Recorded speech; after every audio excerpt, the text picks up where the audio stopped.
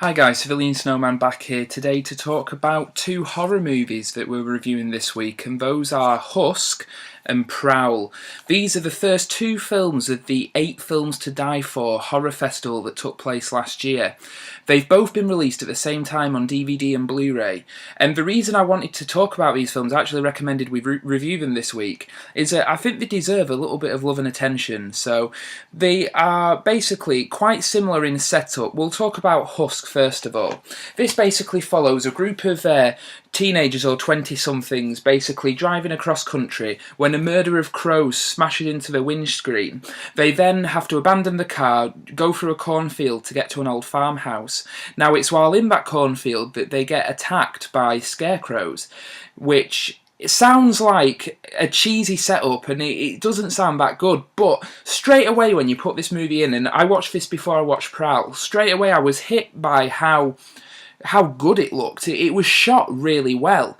It looks, I mean, these are kind of micro-budget movies, but they look $1 million, they really do. And I thought Husk straight away kind of wrote me in the way it was shot. It kind of reminded me of basically the remake, Marcus Nispel's remake of the Texas Chainsaw Massacre.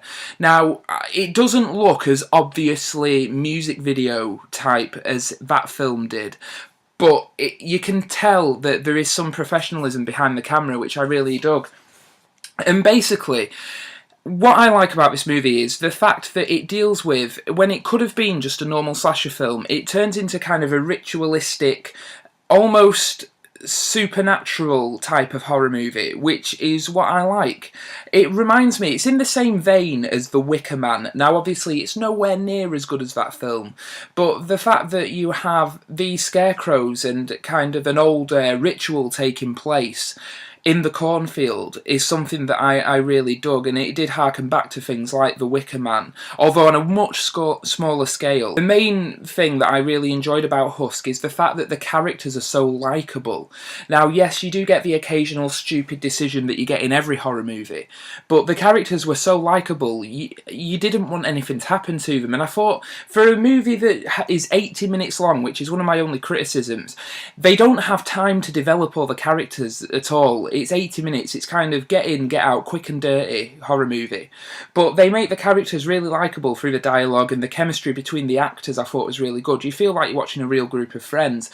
So I really enjoyed that aspect of the film. Plus, it's frightening. The scarecrows are actually frightening. When they attack, it's frightening. It's kind of relentless. But I did really enjoy this movie, and would thoroughly recommend Husk to horror fans. And I was just so impressed that they managed to make a group of like teenagers likeable. So that was a nice surprise. And then we move on to Prowl, which as soon as I looked at this cover, as you can see there, straight away I thought 30 Days of Night. 30 Days of Night is a vampire film which should have been a lot better than it was, directed by David Slade.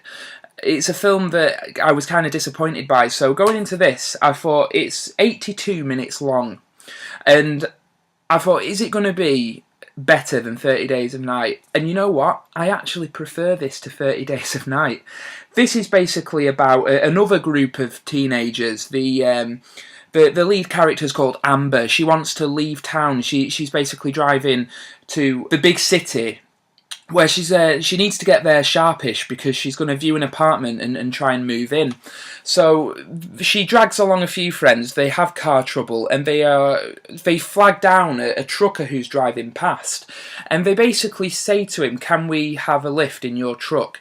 Now this sounds like a very, very obvious setup for a horror film. However, this scene is done really well, and I know that Sam touched on this in his review yesterday, but basically they spend a lot of time, a good 3 or 4 minutes, dealing with the trucker and his reluctance to take them on board and to give them a ride. And not only that, when they actually agree that he will give them a ride to where they need to go, they say, right, okay, we have some conditions. One of us rides up front with you, the rest are in the trailer. We take pictures of you, we take pictures of the truck and your registration plate. We're going to send that to our family and friends in case anything happens. I'm sure you understand why we're doing that. And he's like, yeah, of course, I wouldn't have it any other way. Those were my conditions. And you think, yeah, this guy's actually quite likeable. This guy's not going to hurt them. And then he does. And it's the fact that it takes that cliched setup to a horror film and manages to put a really intelligent spin on it. Like, when's the last time you saw characters say that? that. You know, we want to take pictures of you and send it to our families so that if anything happens, they have your picture. You know, I thought that was really refreshing to see such intelligent characters. Now, I say intelligent characters, but once they're in the back of the truck, they start smoking weed and drinking, and it's like, you wouldn't let your guard down in that situation, but whatever, you know, I can forgive that for how intelligent it was at the beginning. Now, they basically arrive at a slaughterhouse and are hunted by vampires which are practicing to hunt humans, and that's not really a spoiler because it's all over the box. So it's kind of, the first act's quite an intelligent setup. The second act's relentless vampire carnage, bloody action, which I really enjoyed, but it's nothing I haven't really seen before. Where this film really steps up is the third act and some of the character developments that take place. Now, I don't want to spoil them for any of you guys out there who haven't seen this movie, but they take the character, especially the character of Amber, and really do some interesting things with her. And I think it's quite brave to do that with the main character, the character that is essentially the audience's way into the story, to mess with the status quo of the dynamic. I thought was really interesting and quite brave. So for that reason, for having such an interesting third act, I think Prowl just kind of notches above Husk in terms of quality. I think it's a bit braver and a bit more intelligent in the script, but both movies are actually surprisingly good. Now, when I bought them, I didn't know what to expect, but I have to say I was impressed with both. Like I said, Husk features really likeable characters.